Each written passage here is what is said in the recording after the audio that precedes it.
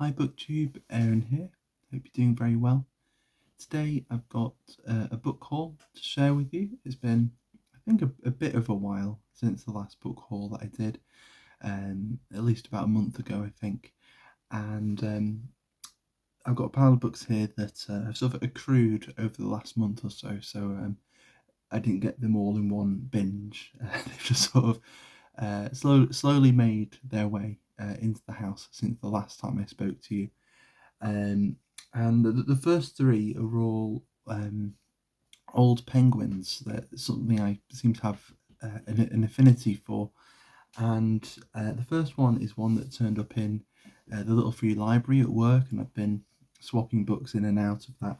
And this is A Short History of the World by H.G. Wells, which I was very curious about. This edition, when I picked it up in from the little free library, um, the cover had completely come off. Luckily, the cover itself was all in one piece, and there were no missing pages or anything.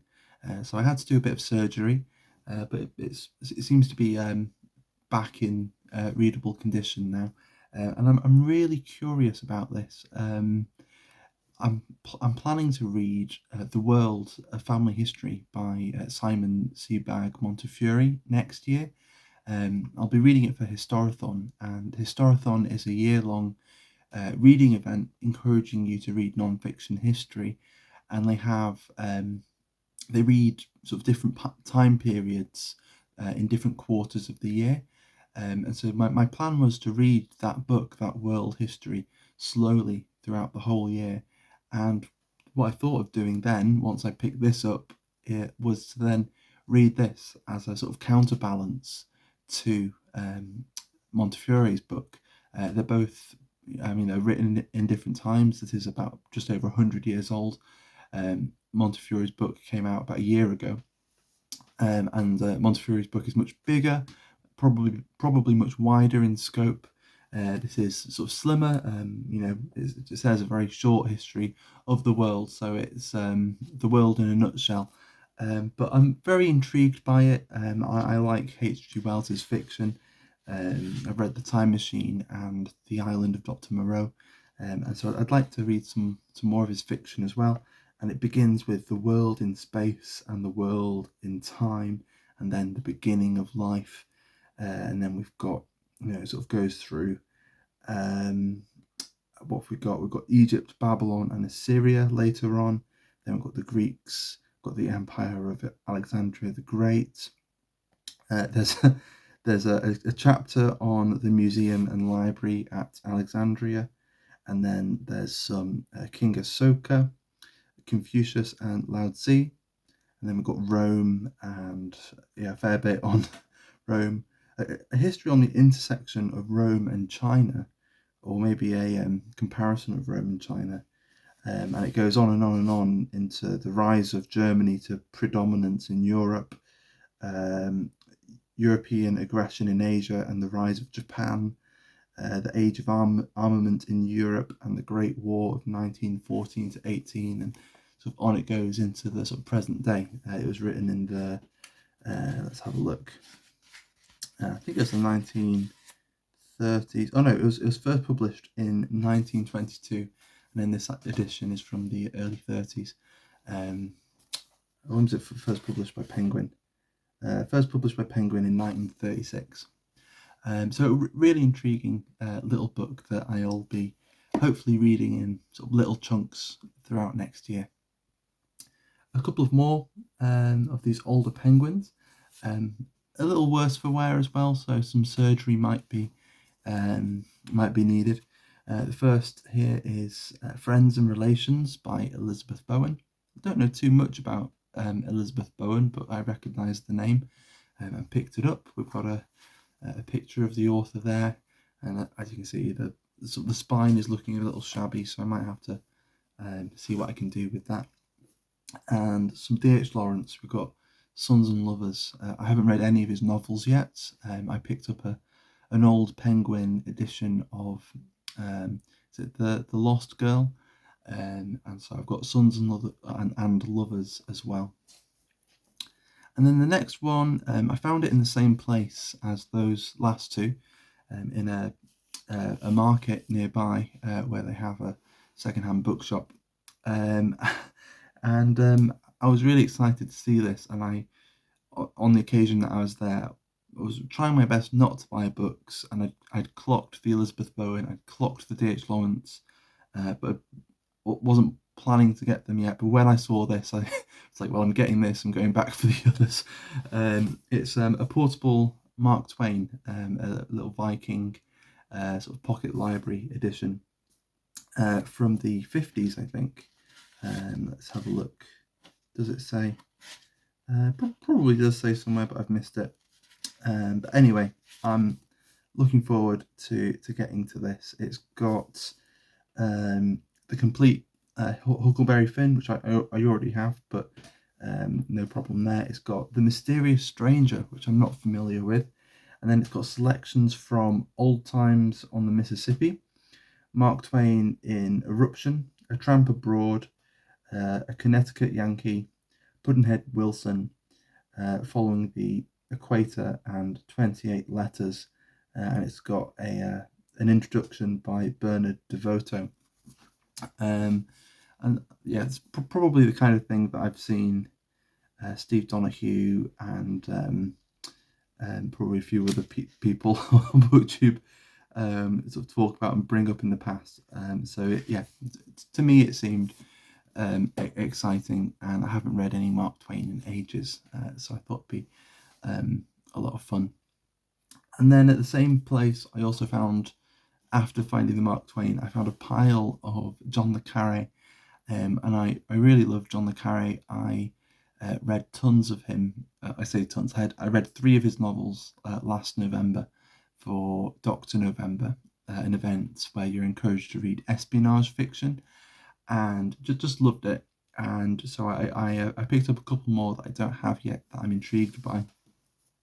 There's Smiley's People, which I think comes after Tinker Tailor Soldier Spy, and yeah, we'll just see how that goes. I'll try not to get too distracted by reading Inside Sleep. There's the Carré there on his way to get his lunch, and then we've got The Night Manager as well. And I enjoyed the BBC adaptation of this, and I've heard talk that there's going to be a sequel adaptation, and apparently one of the last things, and I'm always a little suspicious when I hear these kind of stories, but apparently one of the last things that le Carré was working on before he died was he was sort of discussing with the producers of the show how a sequel to The Night Manager might work, where the characters might go, how things might develop, and obviously they're going on from how it ends in the TV show, because I believe it ends quite differently in the book, but I'll have to find out. But I found that really curious, and I haven't read this yet, so I thought it would be a good time to pick it up. And then a couple of poetry books. None of the rest were from that market, which I'm enjoying going to more and more, because the books are really cheap, and you're never sure what you're going to find there. But I picked up a couple of poetry books. You've probably already seen these in a video I made about 16 poetry books that I want to read soon. The first is The Arctic by Don Patterson. I hope it comes through on film, just the sort of contrast between this yellow for the author name, and then the deep blue on the cover. I really love that contrast. But anyway, I really like Don Patterson's poetry. I read his collection Rain earlier this year, and I'm just very keen to read more by him. And I think this is his most recent collection. And then we've got 3 poems by Hannah Sullivan, which I think there was a lot of excitement about it when it came out. A lot of people talking about it, but I never really heard much about what she's actually saying in these poems, what it's actually like to read the poems, or if there was, I've forgotten about it. So I am actually feeling quite excited about what this is actually going to be like to read, and she's probably written other things since 3 poems, but it'd be good to meet her on the page. And then a big history book, we've got The Balkans, 1904 to 2012, Nationalism, War and the Great Powers by Misha Glenny. And I'm just really curious about the Balkans as a region. I don't know much of their history, and this is looking into foreign powers sort of interfering, and I'm sure the sort of the fate and history of Yugoslavia will be in there as well, and stuff like that. And so I don't know too much about it. I'm very curious about it, and I'm hoping this will at least be an introduction to the history of the region. And I'm hoping to read it for Historathon later on this year. And then the last book here, a book that was on my mind for a few reasons. It's the Western Canon by Harold Bloom, and a couple of reasons this was on my mind. The first was I was listening to an audiobook of Harold Bloom's last book that he finished before he died, called The Bright Book of Life, which is all about novels that he loves, novels that he reread a lot, and a lot of it is him. Is a lot of his opinions, and he's sort of spouting his opinions as if they're absolute truth. And if you can, as a reader, put up with that, there often is insight, and there's also often I find a kind of touching genuineness when you meet him as a reader as well. I kind of enjoy that about reading Harold Bloom. Once you meet the reader and not the teacher. And anyway, this book, the Western Canon, it's one of his sort of more famous books. So I was keen to go back and read this, and it was also on my mind because of a video that Adam Walker made about making your own canon as well. And so I wanted to explore that idea as well and sort of compare that to the choices that Bloom made, and then maybe explore, how would my choices fare? Would I agree or disagree with Bloom here? And so I feel like I have a lot to explore with this book. I noticed that the introduction, or the first section of this book, I think might be quite incendiary. It's called An Elegy for the Canon, and so he's just going straight in on how nobody cares about Western literature and about the classics and whatever. So we'll see what he has to say about that. We'll see if I agree with what he says. I haven't heard exactly what he has to say in this book yet, so we'll see. But I always find it entertaining to read Harold Bloom, and although I don't agree with him on absolutely everything, I still find him valuable, whether that's through what he says or whether it's through taking what he says and sort of engaging with it critically and making up your own opinion. So in review, we've got the Western Canon by Harold Bloom.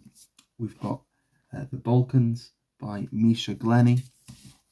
We've got 3 poems by Hannah Sullivan.